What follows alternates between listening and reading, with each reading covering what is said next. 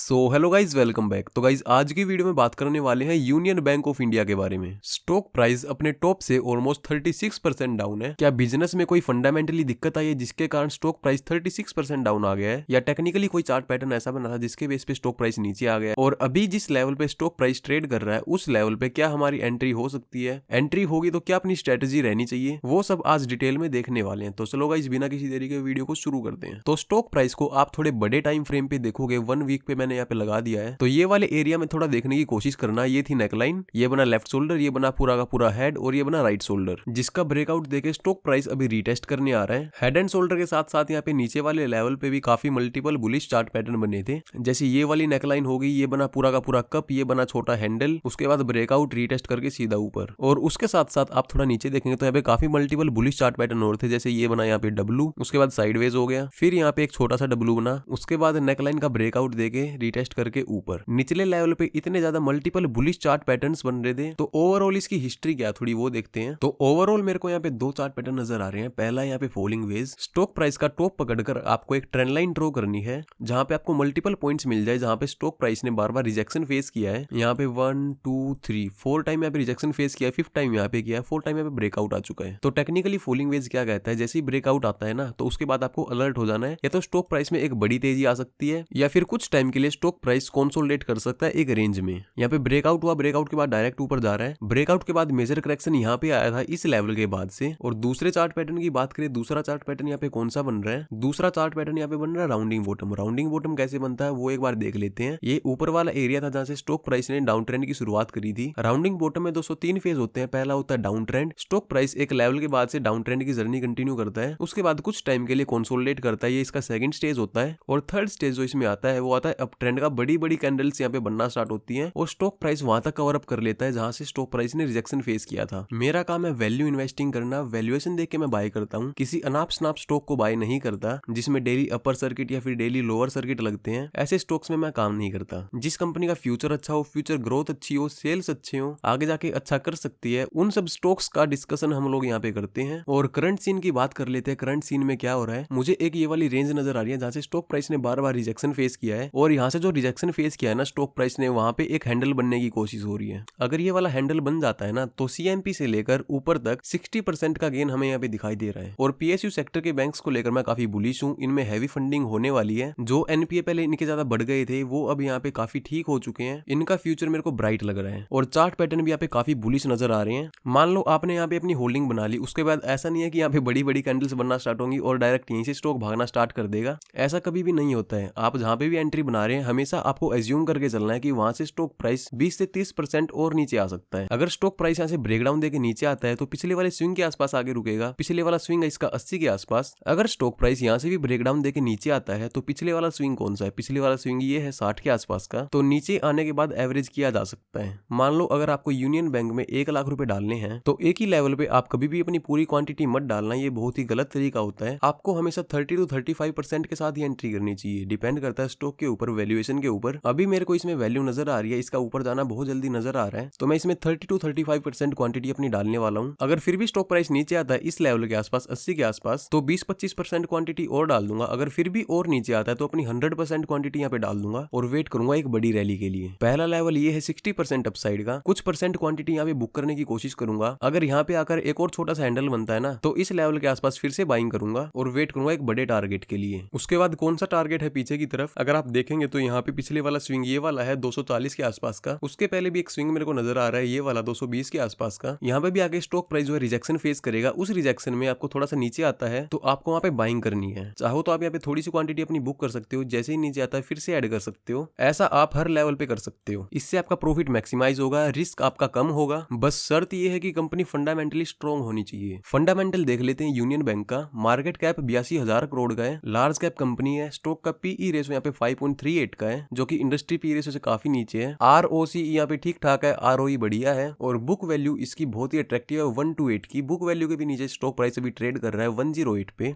और ईपीएस देखेंगे पिछले 3 साल में 60% से बढ़ा है। रेवेन्यू कंपनी का यहाँ पे लगातार बढ़ रहा है, हाईएस्ट एवर है 1,05,000 करोड़ का। और नेट प्रॉफिट भी यहाँ पे लगातार बढ़ रहा है। बीच में खराब हुआ था, इनके एनपीए जो है वो काफी ज्यादा बढ़ गए थे, जिसके बाद उस चीज को इन्होंने सुधारा और कंपनी यहाँ पे लगातार ग्रोथ रिपोर्ट कर रही है। हाईएस्ट एवर है यहाँ पे नेट प्रॉफिट 15,346 करोड़ का। शेयर होल्डिंग पैटर्न की बात कर लेते हैं। प्रोमोटर्स की होल्डिंग यहाँ पे कम होती जा रही है। एक PSU बैंक है, गवर्नमेंट का स्टेक इनमें ज्यादा है, तो गवर्नमेंट अपनी होल्डिंग कम कर रही है क्योंकि पिछले कुछ टाइम पे जब इनके NPS बढ़ गए थे तो इन्होंने हैवी फंडिंग यहाँ पे बैंक को करी थी, जिसके कारण इनकी प्रोमोटर्स की होल्डिंग बढ़ गई थी। अभी वो थोड़ी कम हो रही है तो ज्यादा दिक्कत वाली बात नहीं है। अगर मैं इसको यहाँ पे ईयरली बेस पे करता हूँ तो आप यहाँ पे देखेंगे 63% की होल्डिंग पहले इनके पास थी, फिर 2020 के आसपास हैवी फंडिंग करी जिसके कारण इनका जो स्टेक है वो 86% हो गया और बाद में फिर उसी लेवल पे आ गया 74 के आसपास। FII की होल्डिंग यहाँ पे 1.19% की थी, बाद में बढ़कर 7.37 की हो चुकी थी। अभी रिसेंटली सेलिंग कर रहे हैं तो ज्यादा दिक्कत वाली बात नहीं है क्योंकि FIIs के कंपैरिजन में DIIs यहाँ पे लगातार बाइंग कर रहे हैं और पब्लिक यहाँ पे निकलती जा रही है। 7% छोड़ दे तो बाकी का 93% की होल्डिंग स्ट्रॉन्ग हैंड्स के हाथ में है, तो कंपनी ओवरऑल यहाँ पे अच्छी नजर आ रही है। फंडामेंटली कंपनी अच्छी है तो टेक्निकल टारगेट भी अपने पूरे होंगे, फॉर श्योर होंगे। 58% का भी होगा, 78% का भी होगा, 86% का भी होगा और ये वाला 153% का भी होगा। बस शर्त ये है कि आपको यहाँ पे पेशेंसली वेट करना पड़ेगा, नीचे आता है तो एवरेज करना पड़ेगा ताकि आपका प्रॉफिट मैक्सिमाइज हो। तो thank you so much for watching, bye bye and take care.